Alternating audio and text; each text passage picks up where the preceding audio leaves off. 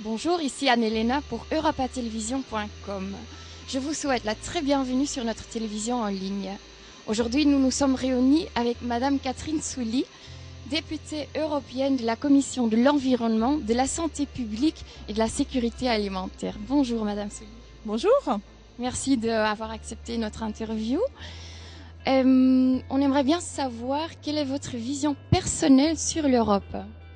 Alors d'abord, ma vision personnelle, c'est un magnifique espace de paix. Je crois que s'il faut se concentrer sur une seule chose, aujourd'hui tout particulièrement, parce que c'est le 11 novembre, et nous avons commémoré ce matin avec quelques députés anglais la fin de la Première Guerre mondiale. Donc aujourd'hui tout particulièrement, oui, ça symbolise ça.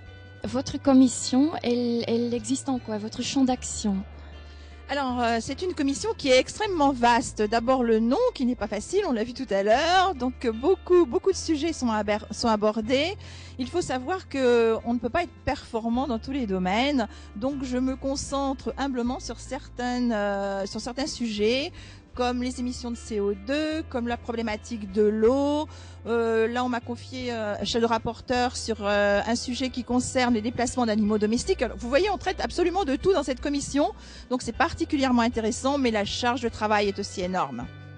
En fait, quelles sanctions est-ce que le Parlement européen devrait appliquer sur les pays membres qui ne respectent pas les lois au niveau européen? Alors là, des sanctions, ça me semble extrêmement difficile parce que je pense qu'il faut quand même savoir que nous n'avons pas tous les mêmes niveaux au niveau de la démocratie, parce qu'on le voit, nous sommes devant une exposition qui retrace la chute du mur de Berlin. Donc 20 ans, c'est très court à l'échelle humaine et à l'échelle de l'histoire encore plus court. Donc je ne pense pas que nous puissions demander les mêmes efforts à tous les pays. Donc le terme de sanction me paraît un petit peu trop fort. Simplement, il faut tendre vers un objectif commun, ça oui, et que nous ayons le maximum de choses en commun. Mais des sanctions, non, je ne pense pas. Quelles attentes est-ce que vous avez sur la réunion à Copenhague au niveau du changement climatique? Alors, vous savez, on dit que le pessimisme est d'humeur et l'optimisme de volonté. Donc, nous allons partir à Copenhague avec beaucoup de volonté. J'espère que nous ne serons pas déçus. En tout cas, il faut travailler sur le sujet et puis les résultats seront ce qu'ils seront. Nous allons faire en sorte de faire levier. Mais il est clair qu'il y a beaucoup de pays et de grands pays qui ne s'impliquent pas assez sur le thème de l'environnement. Donc on ne va pas faire de délation, on ne va pas citer de pays. Mais enfin bon, on aimerait bien que les États-Unis s'impliquent un petit peu plus davantage, je pense, sur le sujet. Et en fait, une dernière question sur le vieillissement de la population. D'ici dans une vingtaine d'années, en fait, la population aura encore vieilli.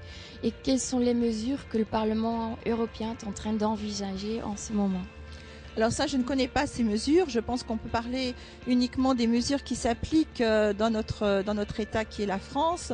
Donc on essaie de faire un maximum, ce qu'on appelle le maintien à domicile, le plus longtemps possible. Nous évitons les maisons de retraite parce qu'on considère que quelquefois ça s'apparente à des mouroirs, donc où les personnes âgées ne sont pas dans des bonnes conditions à la fois physiques et psychologiques. Donc je pense que la meilleure solution, c'est le maintien à domicile. Alors c'est vrai que cela entraîne, en particulier dans les zones rurales, une mise en place de réseaux de soutien, à la fois au niveau médical et au niveau de la logistique et de l'intendance. Donc, mais je pense que c'est la solution d'avenir, me semble-t-il. Et puis l'entraide aussi. Il ne faut pas oublier que quand on a une personne âgée, en tout cas près de soi, lorsqu'on habite, que soit dans un quartier, dans une ville ou dans un village, on doit être attentif. S'il ouvre, par exemple, ses volets le matin, s'il est bien présent, etc. Je pense à l'entraide. Je pense il faut absolument s'entraider. Ok, mais merci beaucoup pour votre participation sur Europa Télévision. Merci également à tous nos téléspectateurs. Et on espère bientôt pouvoir vous revoir au Parlement européen parce que ce n'est que notre première visite et on aura plein de questions et on a vraiment envie d'informer tous les citoyens européens. Je vous souhaite plein de visites encore au Parlement européen avec plein de questions parce qu'il y en a beaucoup. Merci.